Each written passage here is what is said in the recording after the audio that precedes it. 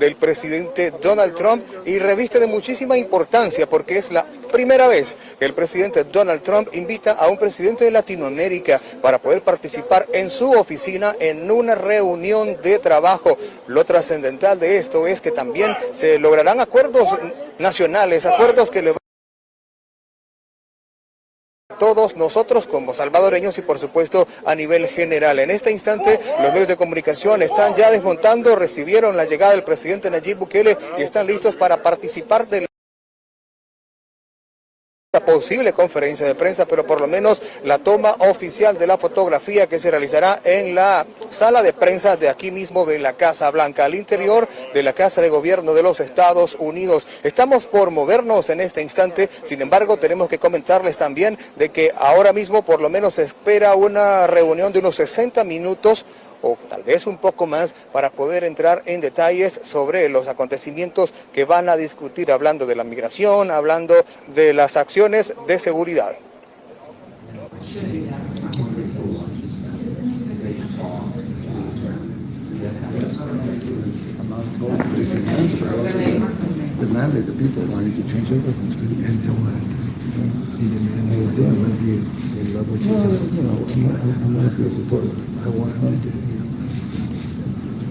Homegrown criminals next.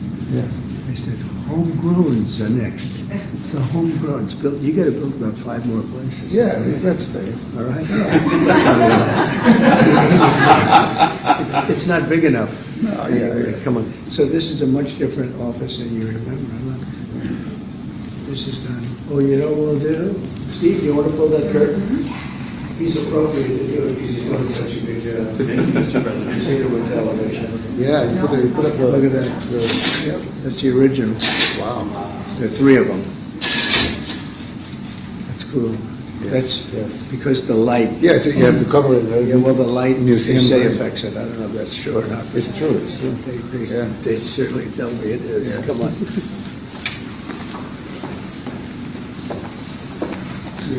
We even put liberals. Oh, well, he was 4 times there, like you.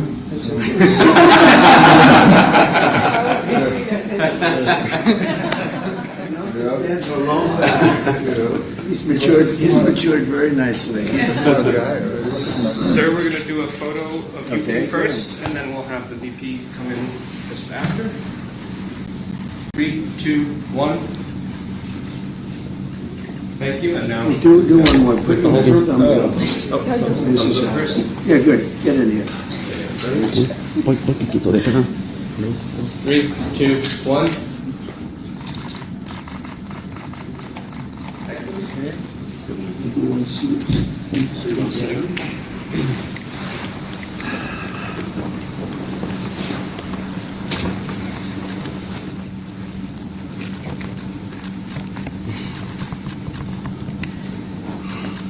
Thank you.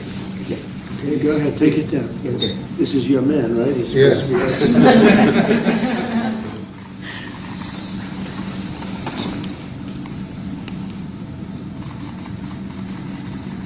I'll tell you who's good. Whoever sends us those tapes that we get, they become sensations in this country. The tapes, getting out of the planes. That's what people want to see. Respect. They want to see respect. They don't have respect. They're starting to have it here too, but they don't have the respect. Whoever does that does a great job. Oh, we have a team, yeah. You got a good team. Can I use them? Yes. It's all yours. Even the sound, you know, Yeah. the whole deal. It's very good. It's like a movie. It's a movie. It's a soundtrack, but it's real.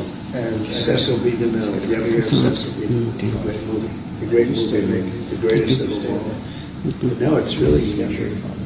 And I would say Marco has a big impact. yes. It's all over. It's being played all over because they want to stop crime. They want to stop crime. Let's stop crime. It's the only way. Let them in, please. It's the only way. So you're just going to have a small gathering of journalists. So we're nice. They've got it. Oh, okay. The ratings, I give you. They haven't been saying you looking the ratings. Exactly. With Biden, you have like one guy, really good.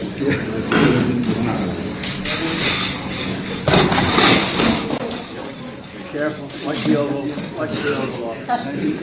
Watch the Resolute desk. We don't want it, we just sent it down first. No. Take it down. We don't need cameras in. That sounded like a pretty bad crash. See, a broken desk.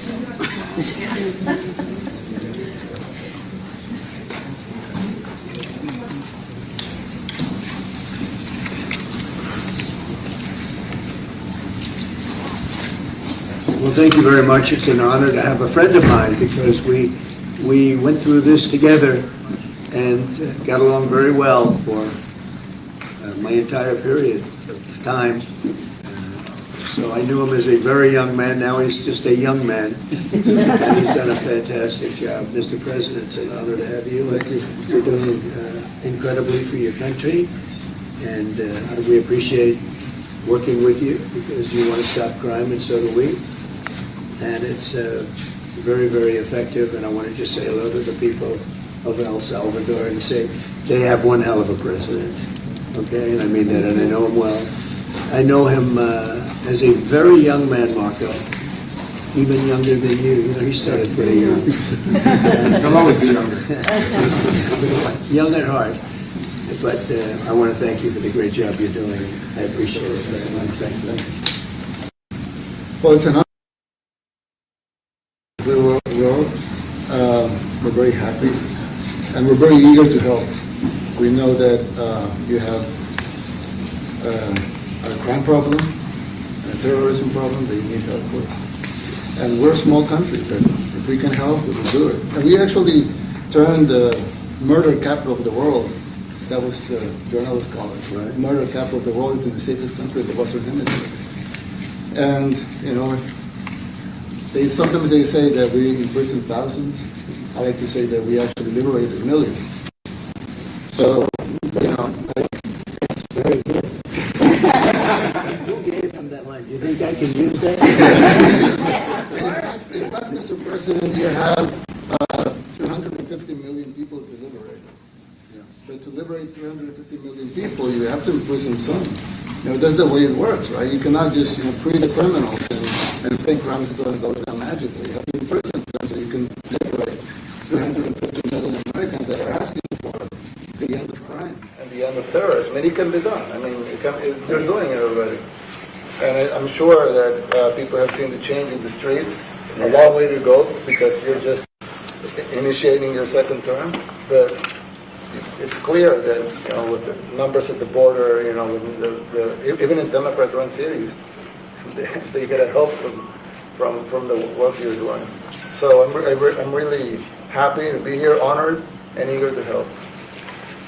Well, we had a terrible thing happen. We had an administration that allowed people to come in freely into our country from not only South America, but from all over the world. Many from the Congo in Africa, Asia, all over the world, Europe, rough parts of Europe. And they came from prisons, and they came from mental institutions, and they came from gangs, and the gangs of Venezuela and other places. And hundreds of thousands and even millions of them came. 21 million people altogether, but many of the people that came, just a tremendous percentage of them were criminals, in some cases violent criminals. We had 11,088 known murderers. Half of them murdered more than one person. This was allowed by a man who, what he did to our country is just unbelievable. So we're straightening it out, we're getting them out. But what they did and what that party did to our country, open borders, anybody could come in. As soon as I heard that, I said, every prison is going to be emptied out into our country. That's what happened. And we're straightening it out, and we just had numbers. We had the highest recruiting numbers in the history of our country going into police departments. And a year ago, we had the lowest numbers. You couldn't hire the biggest change. Nobody's From ever the seen. lowest to the highest. And the military now, Marines, the Army, Air Force, Coast Guard, every slot is, I mean, we have the best numbers we've ever had. We call it recruitment numbers. And we've never had anything like it. We had records on at every single level. But very important, the policemen. The policemen are joining forces now that we really were having a hard time with policemen because we weren't protecting our police. Yeah. And we cherish our police. The police are great, and the firemen and everybody else. But we have the highest numbers that we've ever had, the most enthusiasm. Great enthusiasm on trade and other things. We're doing great. We're taking in billions and billions of dollars. We made, 2 weeks ago, I gave them a little bit of a pause because, you know, you have to show a little flexibility. We go back to what we have to do. The markets have been very strong once they got used to it. But we were losing $2 billion a day. There's no company that's big like this. This is the biggest deal ever made. Now we're making $3 billion a day. We're a great country, but we had stupid people running this country, and I can say it.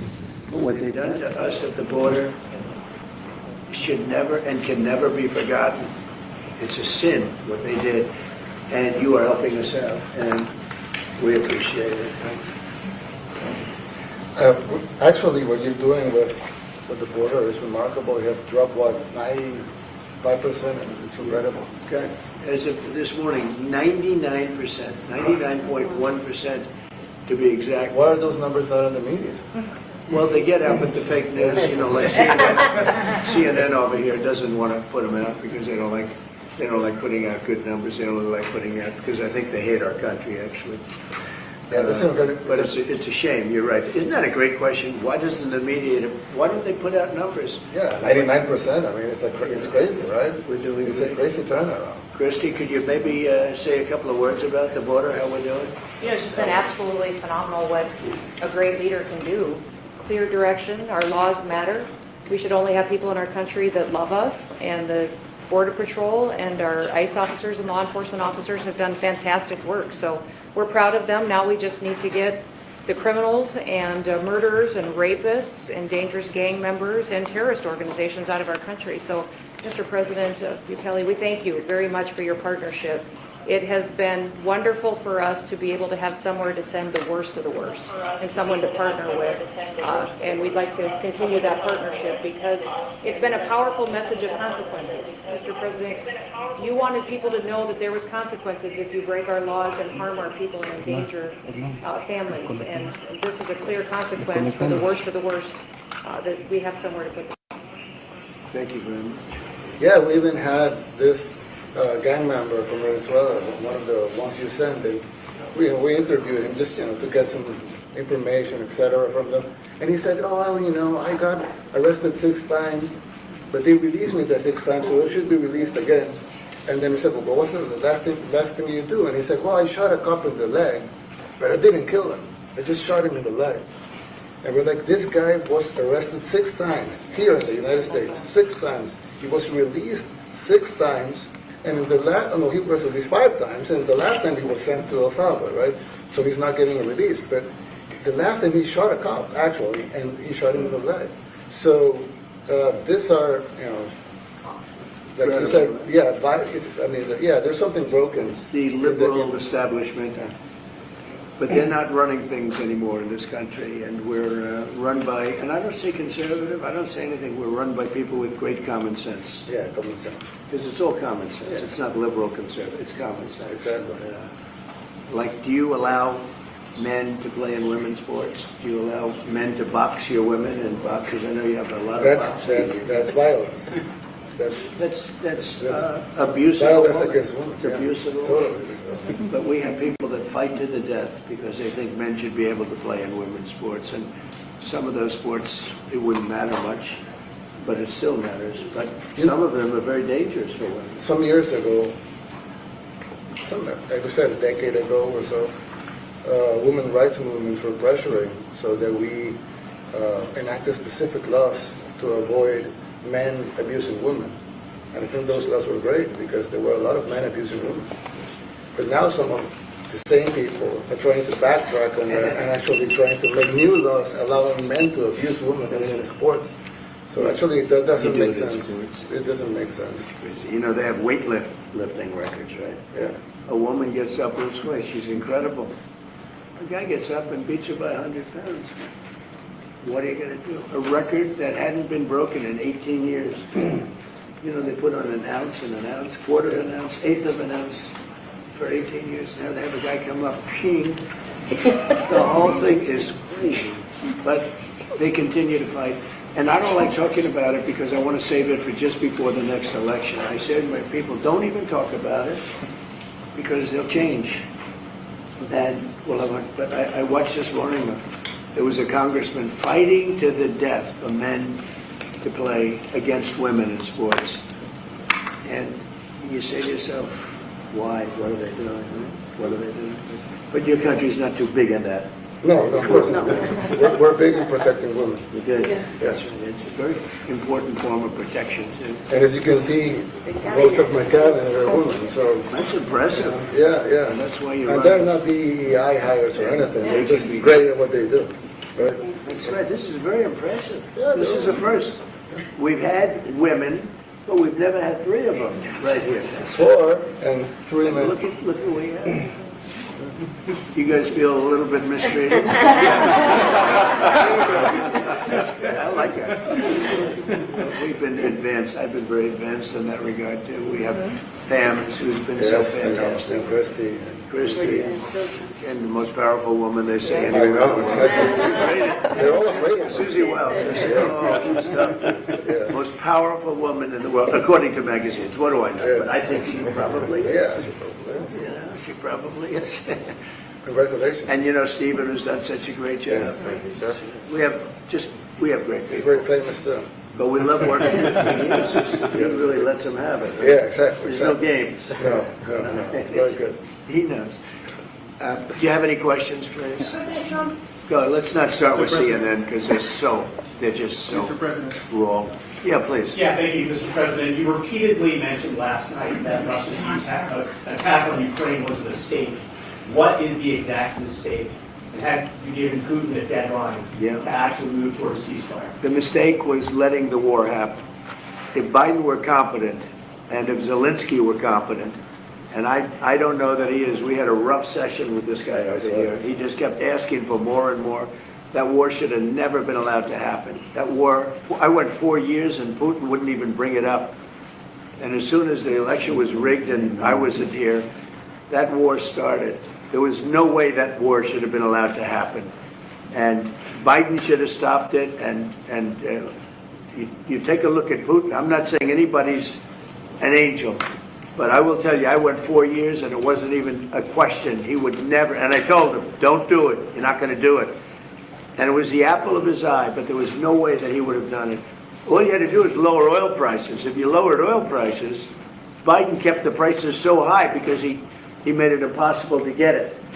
If you lowered oil prices, you wouldn't have had the war. But you wouldn't have had it with me anyway. That war would have never happened. And I think it's a great abuse. So now what do? You get a country where 25% of its land is gone, and the best locations, where millions of people are killed. You know, you haven't reported accurately the death. And this was Biden's war, and I'm trying to stop it. And I think we're going to do a good job. I hope we're going to do it. They lose 2,500 young people a week, think on average. Now, they're Russians and they're Ukrainians, but it's 2,000, we don't care, it's like whatever it is. They're not from your country, they're not from mine, but I want to stop it.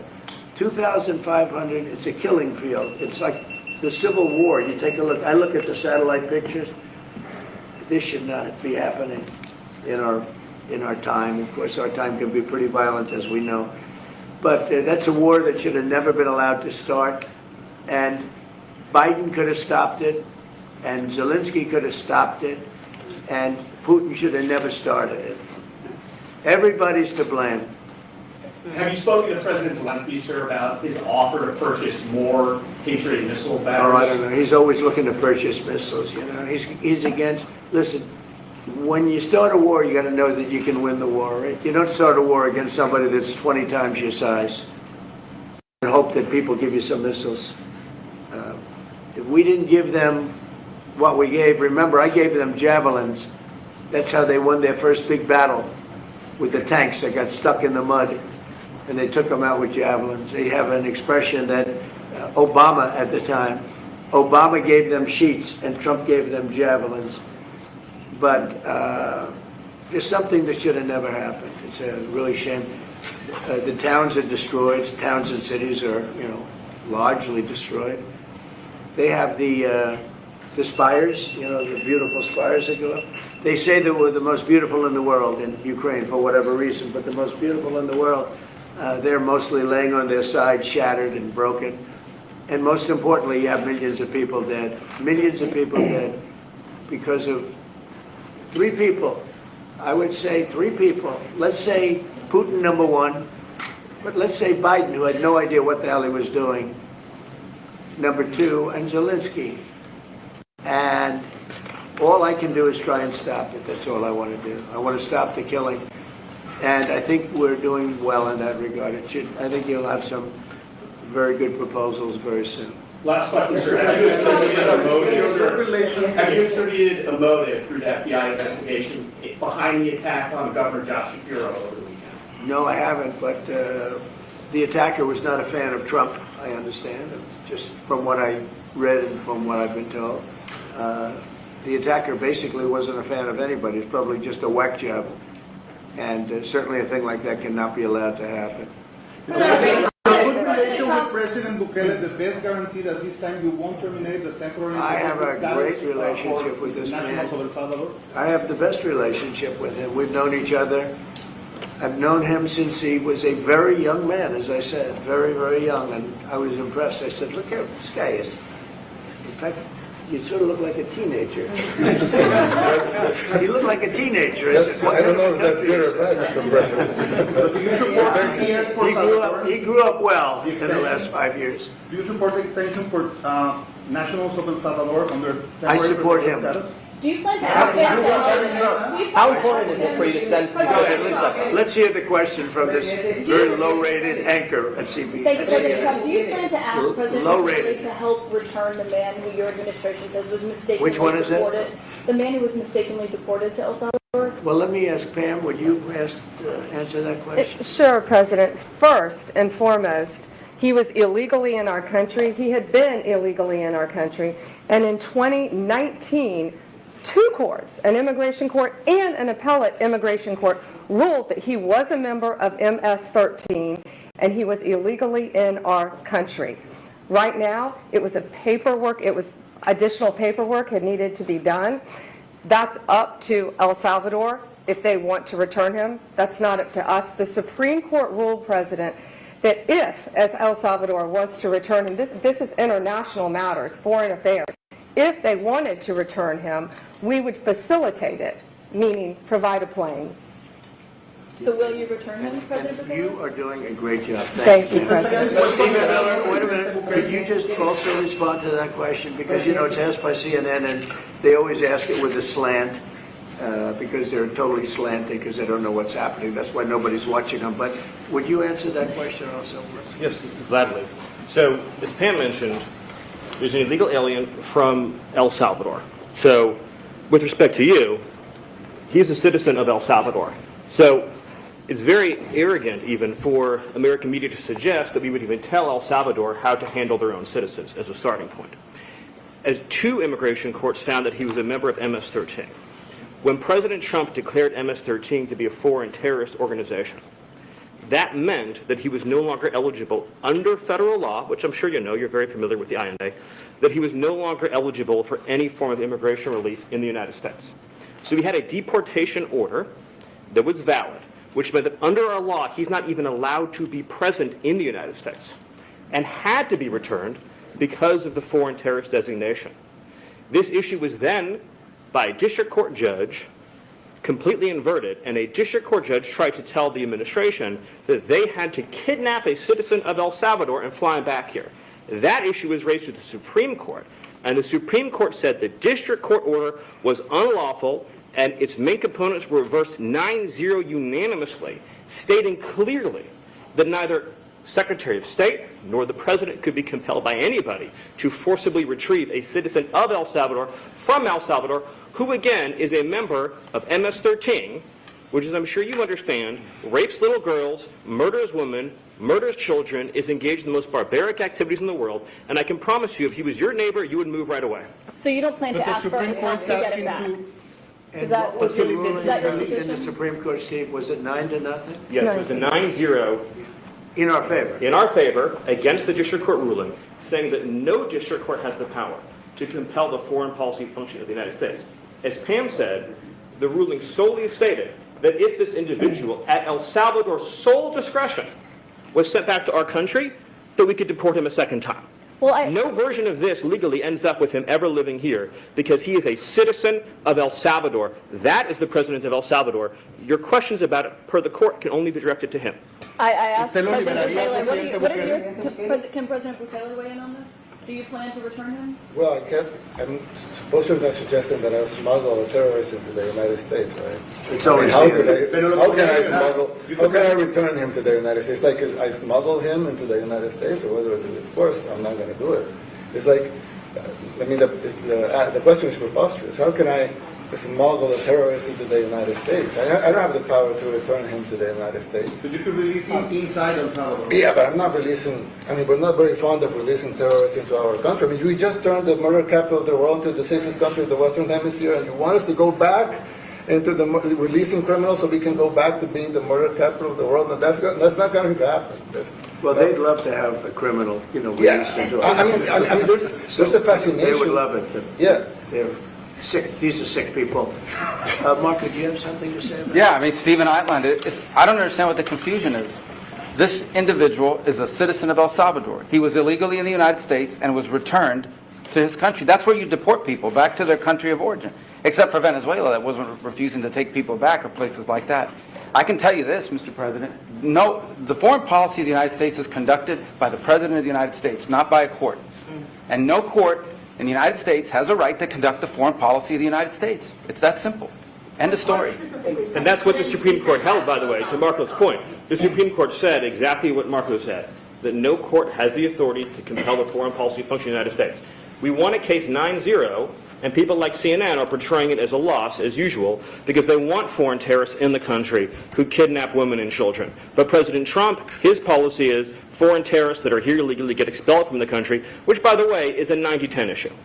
Well, Mr. President, you said that if the Supreme Court said someone needed to be returned, that you would abide by that. You said that on Air Force One just a few days ago. And How they long said do we that have to answer it must this be question personal. from you?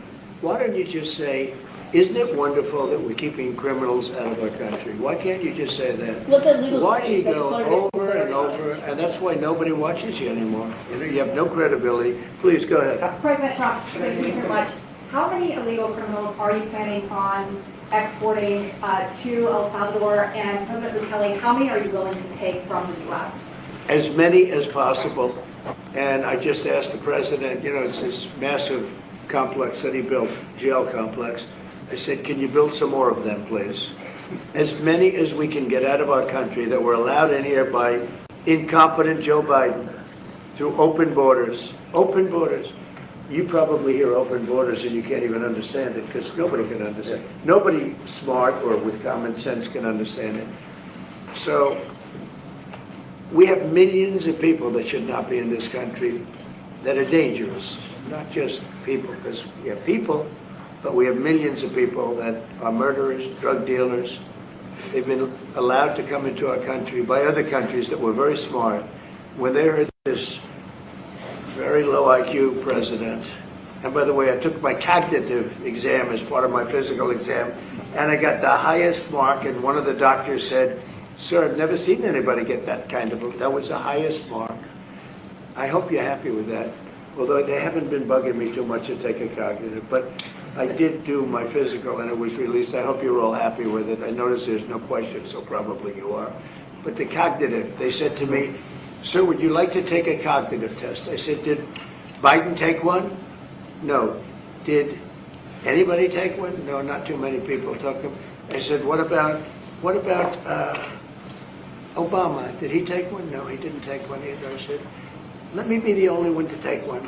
But I've actually taken them 3 times already. I like taking them because they're not too tough for me to take. But we had a great physical exam, so I know you're going to ask that. And the doctors, who are total professionals. And I visited a soldier that was badly wounded, incredible soldier, lost his leg, and we spent a lot of time with him. I mean, great with his mother, and it was really a very great thing. They do a phenomenal job. I just want to say, Walter Reed, I was there for 5-6 hours. You were there with me. But I took a full physical, and it came out perfecto, so that's good. She's got me for a little longer. Would the U.S. be willing to pay for those facilities to be opened if new ones were going to be built? I'd do something. We'd help them out. Yeah, we help them. They're great facilities, very strong facilities, and they don't play games. I'd like to go a step further. I mean, I said it to Pam. I don't know what the laws are. We always have to obey the laws, but we also have homegrown criminals that push people into subways, that hit elderly ladies on the back of the head with a baseball bat when they're not looking, that are absolute monsters. I'd like to include them in the group of people to get them out of the country, but you'll have to be looking at the laws on that, Steve, okay? How essential is it for you guys to be locking up these prisoners? And do you think more presidents should follow suit like you guys as far as taking a hard stance on crime here in the United States? Well, I do. I think everybody has to. The president said it better than anybody. He said, you know, you have liberty and you have liberty, but to have liberty, not everybody is going to be good. And, you know, some are bad because they're sick. They're mentally deranged. They're bad. Why do you think then you have to take them, if you're going to have a country, you're going to have to take those people out. And we've been doing that. But this was like an unforced error, they would call it, where we had people that may hate our country, or maybe they're just stupid people. I think they're probably stupid people more so. A lot of people said they did it for the vote. But I did better with Hispanic people than they did, because they always use Hispanic. I did better. You people love me. I saw my poll numbers in your country up through the roof, right? 91%. Some people think they do it for the vote. But they don't have to do it for the vote. They cheat, you know, they're professional cheaters. That's about the only thing they do well. So we just have had a great relationship, and it's become bigger because of a strange thing that happened. You know, I came back. We had no war in Ukraine. We had no war we had no October 7th Middle East problem. We had nothing. We had no inflation. We didn't have the Afghanistan most embarrassing moment in the history of our country. The Afghanistan, not withdrawing, because I would have been, you know, I had it all set to bring people out with dignity and pride. That was the worst, most embarrassing moment in the history of our country, Afghanistan. We didn't have any of that. You wouldn't have had the war with Russia, Ukraine. You wouldn't have had the Middle East problem because Iran was broke. They had no money because we had secondary sanctions on and lots of other sanctions. And now every single thing, a problem with Iran, but I'll solve that problem. That's almost an easy one. We got to solve a war that should have never started, Ukraine and Russia, and we'll get that solved. And we have to solve problems, and we already solved inflation. You know, if you look at the numbers are incredible, actually. Stock market's up, and we're not letting other countries take advantage of this country like they have for the last 40 years.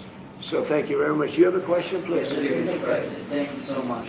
You scored another major investment win this morning when NVIDIA pledged to build its AI supercomputer, the first time ever, right here in the United States. Thank you. That's a question I like. That's true. What is your reaction to this announcement, sir, and how will this positively benefit Americans across the country? Well, it's one of the biggest announcements you'll ever hear, because NVIDIA, as you know, controls that almost the entire sector, which is one of the most important sectors in the world, between chips and semiconductors and everything else. And they're the biggest.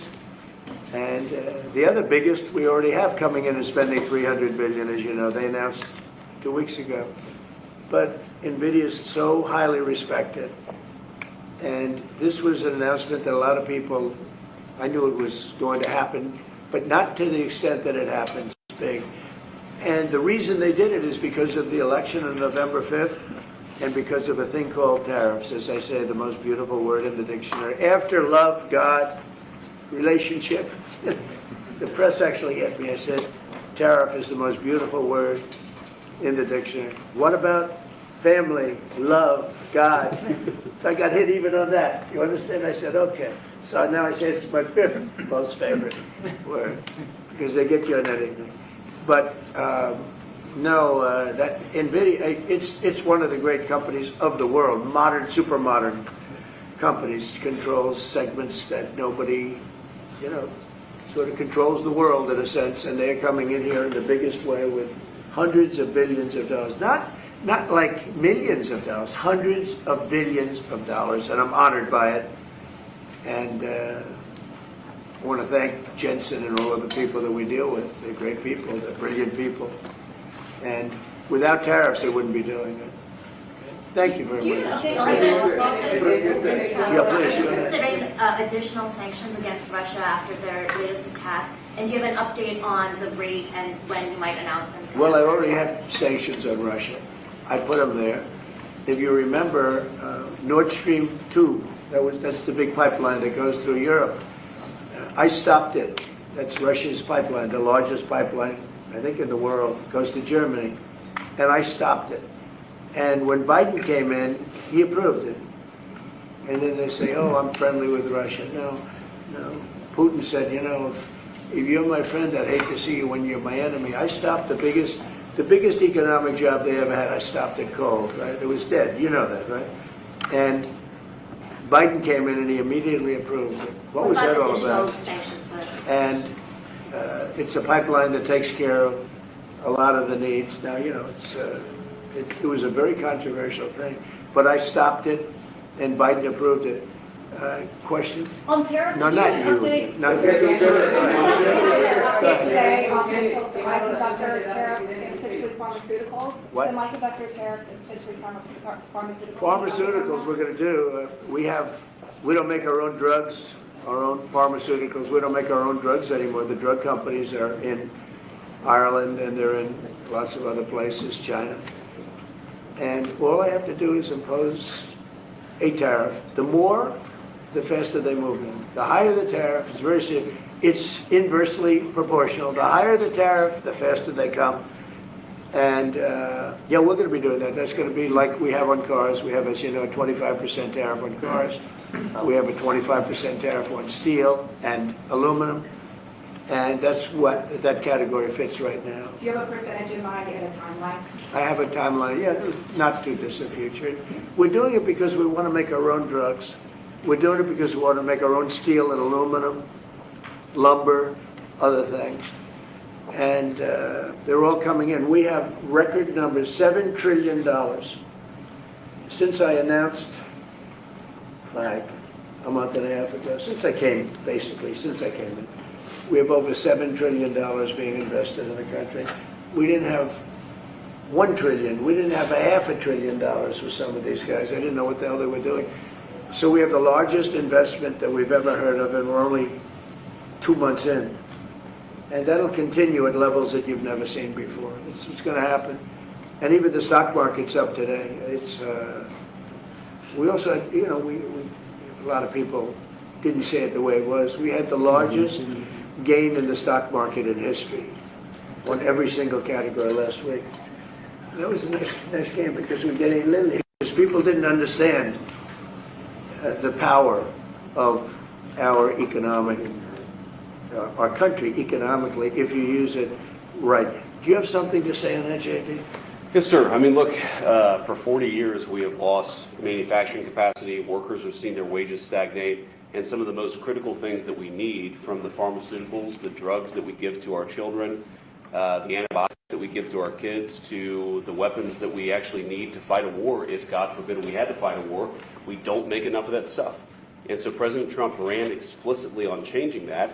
Yes, as the president mentioned, it caused a little bit of disruption in the market, but I actually think over the long term, workers are going to benefit, stocks are going to go up, American businesses are going to benefit as we reinvest and reindustrialize our country.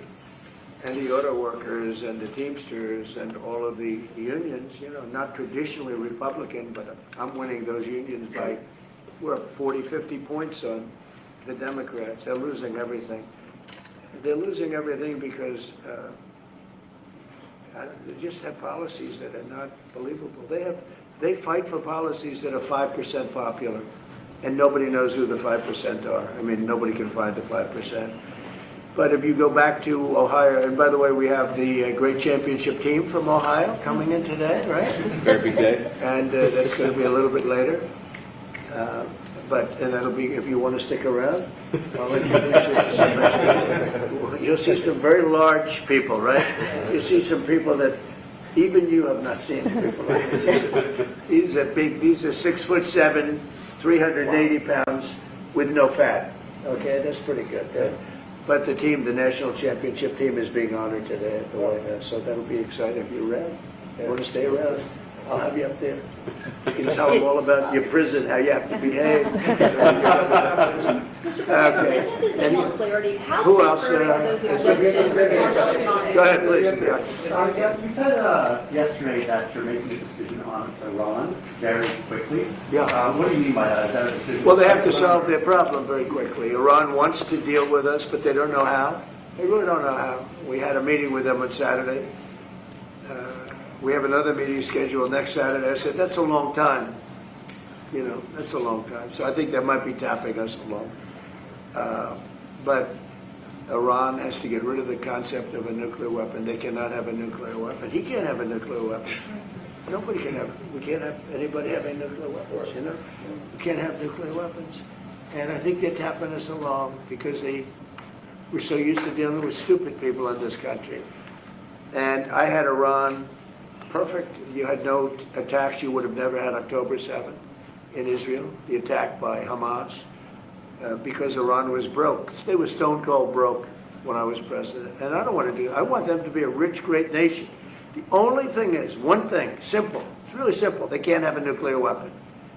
And they got to go fast because they're fairly close to having one. And they're not going to have one. And if we have to do something very harsh, we'll do it. And I'm not doing it for us, I'm doing it for the world. And these are radicalized people, and they cannot have a nuclear weapon. Does that include potential strike on Iranian nuclear facility? Of course it does. Just a follow-up question, a clarification. You mentioned that you're open to deporting individuals that aren't foreign aliens but are criminals to El Salvador. Does that include potentially U.S. citizens, fully naturalized Americans?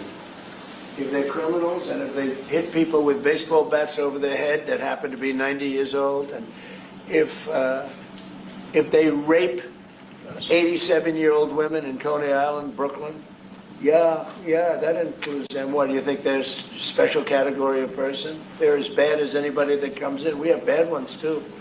And I'm all for it because we can do things with the president for less money and have great security. And we have a huge prison population. We have a huge number of prisons, and then we have the private prisons, and some are operated well, I guess, and some aren't.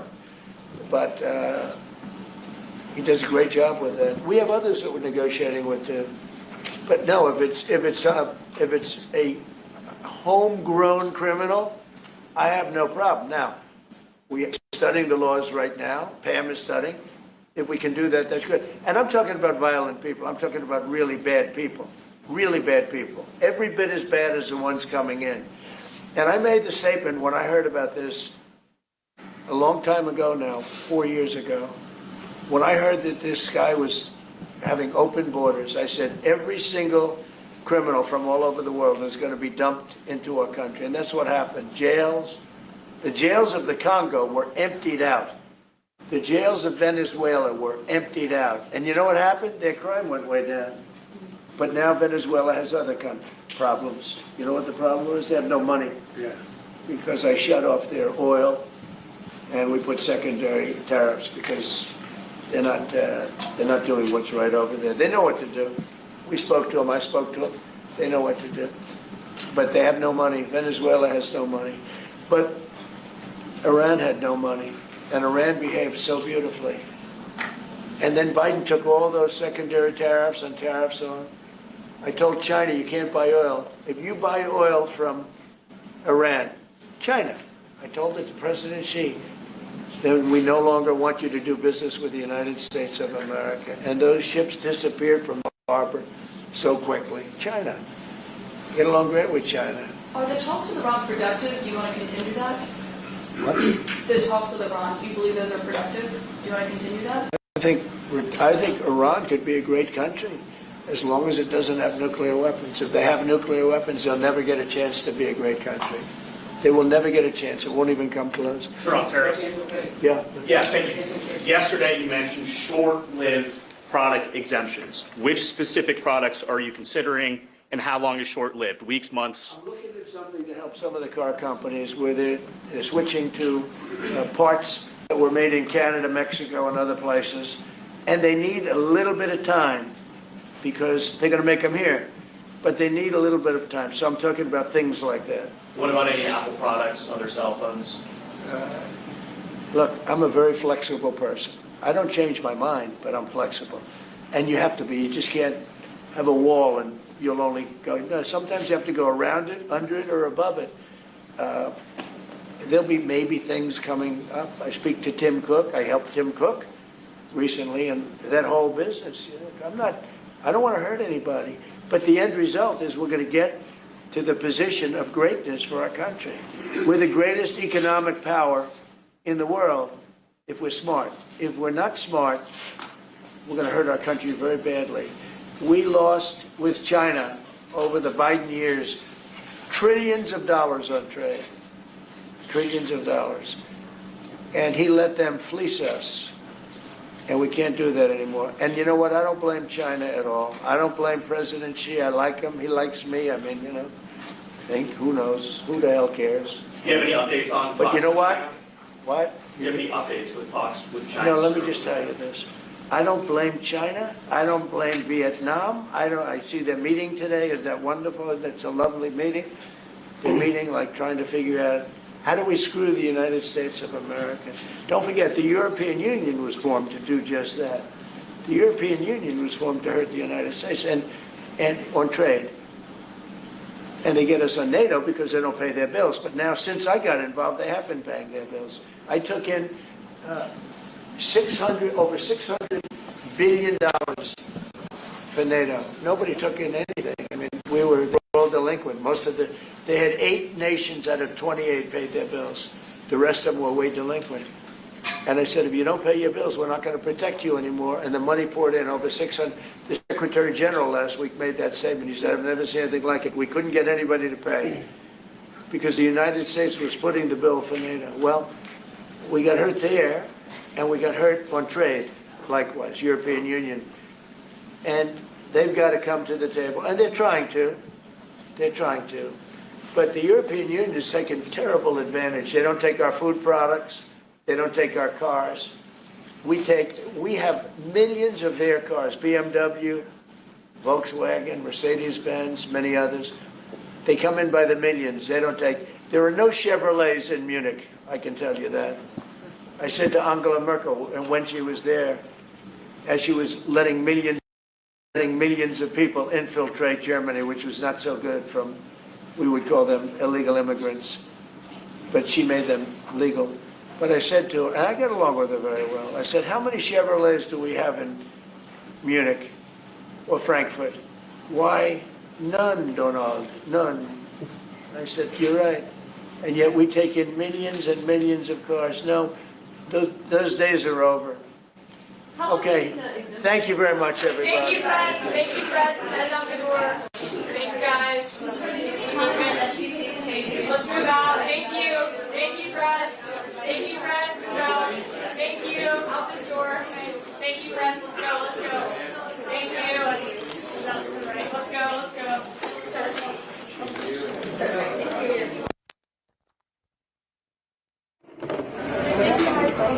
Gracias, bueno.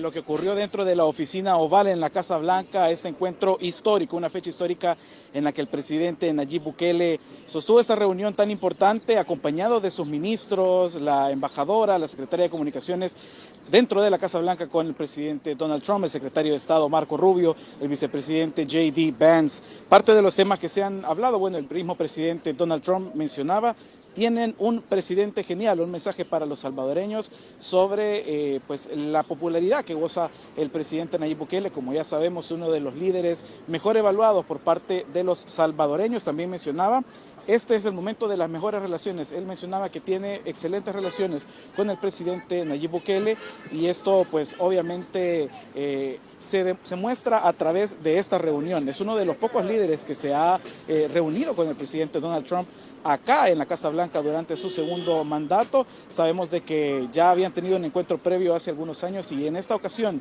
ha sido recibido con todos los honores acá en la Casa Blanca, en la capital de los Estados Unidos.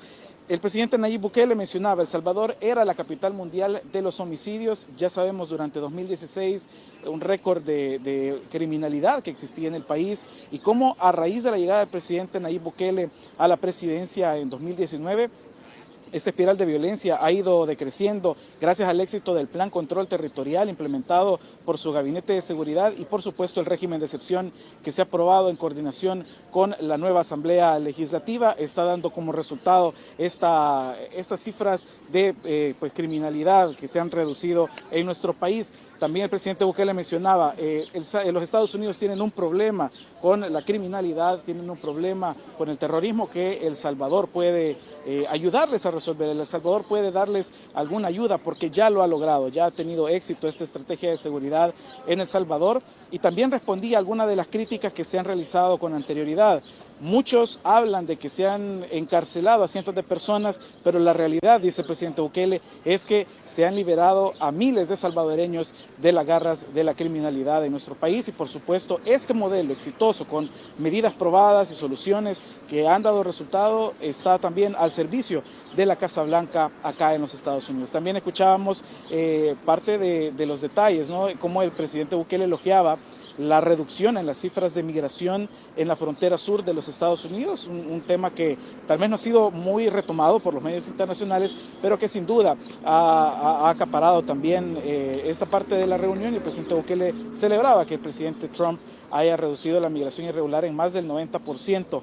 Parte de los temas que se han tratado en esta visita histórica, una reunión que ha durado pues un poco más de una hora o cerca de una hora y que sin duda ha tenido la atención de los medios internacionales, una sección de preguntas y respuestas en la que también se abordaban temas domésticos de la política estadounidense, pero que no ha pasado por alto la importancia de este encuentro, el combate a la criminalidad, tanto en El Salvador como el apoyo que se está recibiendo de parte del gobierno del presidente Nayib Bukele a esta segunda administración del presidente Donald Trump. Vamos a esperar qué es lo que ocurre en el desarrollo de esta agenda. Sabemos de que dentro de la oficina oval, como decíamos, está el ministro de la Defensa y el ministro de Seguridad, así como también la canciller y la embajadora de El Salvador acá en los Estados Unidos, por supuesto la secretaria de Comunicaciones y sin duda va a haber una agenda posterior a este encuentro en diversas instituciones acá en los Estados Unidos, donde se va a profundizar esta cooperación, se va a estrechar este vínculo entre ambos países, cómo El Salvador está pues siendo ya un referente, cómo está siendo punta de lanza para brindarles también algún tipo de soluciones al gobierno de los Estados Unidos y mostrar el camino de cómo ha sido exitoso en El Salvador este modelo. Nosotros nos encontramos a un par de metros de la Casa Blanca, está cercado, como pueden observar, el acceso peatonal debido a que posterior a esta reunión, pues el presidente Nayib Bukele se desplazará desde la Casa Blanca hasta la Casa Blair, que es el lugar donde se hospedan los dignatarios que vienen y visitas oficiales que se alojan acá en Washington, D.C. Y por supuesto hay un ambiente donde hay mucha curiosidad. Muchas personas nos preguntaban qué es lo que estaba pasando y nosotros decíamos la visita oficial del presidente Nayib Bukele. Héctor Peñate ha estado dentro de la Casa Blanca él estuvo también dándole seguimiento a esta reunión, ha tenido el privilegio de estar en la Casa Blanca y por supuesto nos tiene más detalles de lo que ha ocurrido, de la cobertura internacional que se ha dado a esta reunión y por supuesto estamos esperando que pues nos dé más detalles de qué es lo que ha ocurrido, cómo se ha dado esta reunión, que por cierto fue bastante ligera, bastante jovial, hubo un ambiente pues bastante cálido. Héctor, tú estuviste ahí, cuéntanos cómo ha sido la reunión, cómo ha sido este encuentro. Así es, Salomón, interesante porque definitivamente hay muchas cosas de las que platicaron, temas domésticos, temas que atañen exactamente a los estadounidenses y por supuesto también sobre el ejemplo que representa El Salvador a nivel internacional y ahora mismo el presidente Donald Trump está refrendando esa actividad. Dijo algunas palabras importantes, que estaba respaldando al presidente Nayib Bukele en muchas de las acciones que realiza. Esto le da muchísima trascendencia porque al final de cuentas es necesario que El Salvador conozca, que el mundo entero sepa qué es lo que está sucediendo en nuestra nación, sobre todo los cambios. Ahora prácticamente damos por sentada la seguridad, pero todo depende de un gran trabajo, de una amplia actividad que ha tenido el presidente Nayib Bukele desde el 2019 cuando llegó a la presidencia de la República. Ahora mismo estamos muy cerca de los 900 días sin homicidios, estamos muy cerca también de erradicar completamente el accionar de las pandillas y justamente recién salimos de la oficina oval junto a los presidentes donde en este instante se han quedado ellos en carácter privado junto a sus dos comitivas, pues en este momento esto es lo que es más importante. De hecho, la prensa es bastante activa en ese sentido y muchos han estado preguntando qué es lo que está pasando en El Salvador y que si de alguna manera se está retomando algunos ejemplos que en nuestro país y desde la presidencia del presidente Nayib Bukele se pueden ejecutar en esta nación de los Estados Unidos. Por supuesto, el presidente Nayib Bukele sostendrá más tarde otros encuentros y de acuerdo con la embajadora de El Salvador en Washington, Milena Mayorga, nos estaba revelando un poco de la agenda que van a desarrollar. Después tienen un almuerzo entre los funcionarios más cercanos, entre el presidente Donald Trump y también el presidente de la República, Nayib Bukele. Sobre todo, esta reunión se va a extender incluso después de que el presidente Nayib Bukele abandone la Casa Blanca. Sus respectivas comitivas van a establecer actividades y reuniones interesantes entre ambas delegaciones y especialmente no solo hoy, sino que también 2 días después habrá otros encuentros y otros enlaces entre ellos para discutir temas en específico y algunos elementos que puedan, al final de cuentas, solucionar aspectos domésticos de esta nación de los Estados Unidos y tomando como ejemplo lo que está sucediendo en El Salvador y todas las acciones en seguridad, en materia del combate al crimen, en materia del combate a las estructuras delictivas. Dentro de la conferencia de prensa, dentro de la actividad allí mismo, dentro de la Casa Blanca, específicamente del Salón Oval, estuvo presente el vicepresidente J.D. Vance y también sus altos funcionarios de seguridad, como por ejemplo Kristi Noem, la secretaria de Seguridad de este país y quien recientemente estuvo allá mismo en El Salvador. Estas cosas trascienden porque al final de cuentas representa la importancia, el peso y por qué el presidente Nayib Bukele se encuentra acá. Y exactamente él como líder de nuestra nación y como líder también global, al lado del presidente Donald Trump, están haciendo actividades trascendentales para sus respectivos países. Nosotros continuamos dentro de la Sala Blanca, de la Casa Blanca mejor dicho, y dentro de la Sala Oval se mantienen los funcionarios como les estoy comentando. Así es que con estos enlaces que hemos realizado junto a Salomón Rugamas despedimos la transmisión en este instante, pero por supuesto tenemos muchas cosas más de qué hablar sobre la actividad obtenida y sobre las declaraciones de ambos presidentes ahí mismo en la oficina, en el despacho presidencial del gobernante Donald Trump.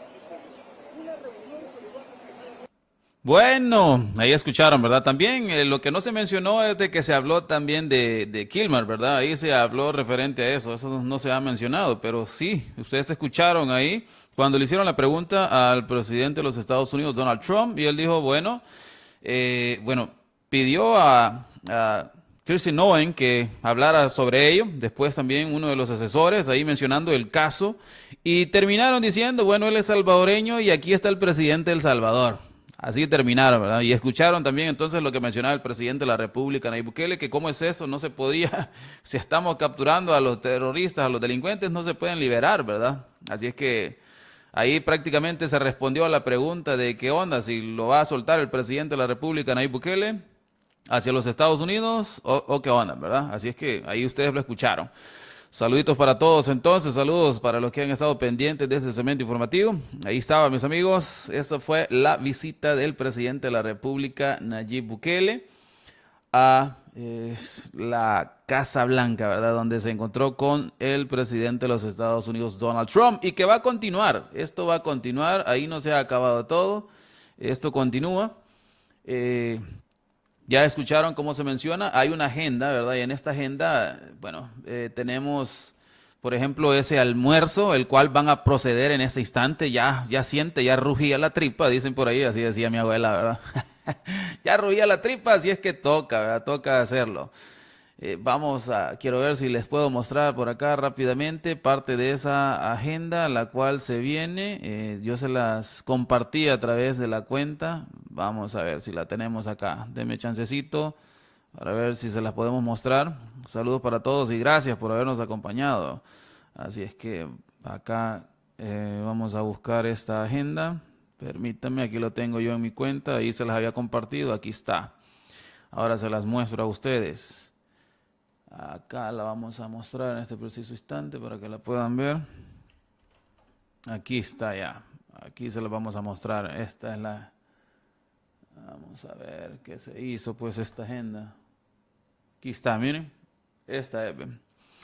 Esa es la agenda que se ha publicado. Ahí tenían la hora en la cual se reunieron. Después de la reunión sigue el presidente Donald Trump y participa en un almuerzo bilateral con el presidente Nayib Bukele. Eso es lo que sigue, ese es el paso siguiente, ¿verdad? Aquí está, ¿eh? Y posterior a esto son las otras reuniones que se van a dar porque el presidente Nayib Bukele aún no viene de regreso para nuestro país, ¿verdad? Sino que va a permanecer un par de días más en los cuales se van a llevar a cabo la firma de algunos convenios. Y por supuesto en este momento también habrán conversaciones a puerta cerrada en este periodo que falta ahí, ¿verdad? Así es que por supuesto que algunos de la oposición en este momento no hayan ni qué hacer, ¿verdad? Que si ustedes se recuerdan, el día de ayer estaba mencionando, decían, ay, qué pobrecito Bukele, nadie llegó a verlo, decían por ahí, ¿verdad? ¿Se recuerdan? ¿Se recuerdan eso, verdad? Que decían, nadie llegó a verlo, a recibirlo, decían. Porque él mostró este video, ¿verdad? Mostró este video el presidente de la República, dice, nadie llegó a recibirlo, que no sé qué. Y ahora se fijaron quiénes estaban ahí, ¿verdad? Quiénes estaban entonces a la espera del presidente. Ahí estaban los secretarios, el secretario de Estado, Seguridad Nacional, la fiscal, o sea, ahí estaba. Los miembros del equipo de Donald Trump, los que tienen que ver con seguridad y los más importantes en este momento, en los temas que están dando conversación, ¿verdad? Así es que ahí estaban. Por lo cual, vieron el recibimiento que da Donald Trump, vieron también cómo Donald Trump decía, no, pues tenía el placer de recibir ahí a uno de sus amigos, ¿verdad? Que es el presidente Nayib Bukele. Así es que, ¿qué piensan ustedes? ¿Cómo creen que está entonces ahora la oposición tras que el presidente comparte este enlace, ¿verdad? De cómo fue recibido. Y por supuesto, si nos vamos acá a la casa, vamos a ver, vamos a mostrarles también lo que se está mencionando a través de algunos medios en este instante en referencia a todo esto. Por ejemplo, vamos a mostrar unos pequeños detalles acá. Miren esto. Permítanme un segundito. Vamos a mostrar por acá también esto para que ustedes lo puedan ver. Acá, miren, estos son algunos de los detalles que se están dando ya tras esta reunión. Señor presidente Bukele, es un honor tenerlo acá. Así es, tenerlo aquí, ¿verdad? Así mencionaba Trump al presidente Bukele. Está haciendo un trabajo increíble por su país y apreciamos trabajar con usted. Quiero saludar al pueblo de El Salvador y decirles que tienen un presidente como excepcional. ¿Creen que no les duele, les arde hasta las últimas pitas a los de la oposición? Claro que sí, hombre, claro que sí. Esto está yuca, señores, le va a decir entonces. Bueno, ahí está, ¿verdad? Y ahí le estrechaba la mano. Bueno, así es que ya van a ver también los medios, ya van a escuchar a la oposición en referencia a lo que sucedió en la respuesta del caso de Kilmar también, ya lo van a escuchar, ¿verdad? Por parte de la oposición es lo primero que van a escuchar ustedes. Así es que así ha estado en este momento esa reunión girada ahí que se ha compartido por el presidente de la República, Nayib Bukele, a través de Noticiero El Salvador, ¿verdad? A través de la cuenta del presidente Nayib Bukele también. Así es que ahí dejamos esta información, mis amigos. Si ustedes gustan, dejen su like y comparta. Y ya vamos a irnos para Alerta Mundial 503, donde también le vamos a llevar a cabo un resumen de esta información. Así es que gracias a Julio Castro, gracias también ahí a Leti Fermán, gracias a Miguel, gracias a Edwin, gracias a Perludún, gracias a todos los que estuvieron por ahí apoyándonos. Saluditos también para Sonia Chávez, para Henry Guzmán, para Enrique Valencia, Alfredo Lemus, ¿quién más? También Estela Ancheta, gracias. Bueno, al almuerzo ellos, mis amigos, y nosotros por acá también se los estamos compartiendo a ustedes, qué es lo que se dio a conocer el día de hoy, ¿verdad? Bueno, acá donde el presidente Nayib Bukele elogió, dice, a la administración Trump por frenar la migración ilegal en la frontera, que un 95% le pregunta a Trump, replica 99.1% para ser exactos. Bueno, y ahí escuchaban qué es lo que le decía a los medios opositores también Donald Trump, ¿verdad? No, hombre, a vos no te voy a dar porque vos solo nada bueno decís, le decía. Bueno, bendiciones, mis amigos, pásale lo mejor el resto de este día. Feliz inicio de semana. Hasta la próxima. Vámonos. Chile Verde, suelte la putilla con todos los poderes. Hasta la próxima. ¡Salud! ¡Salud!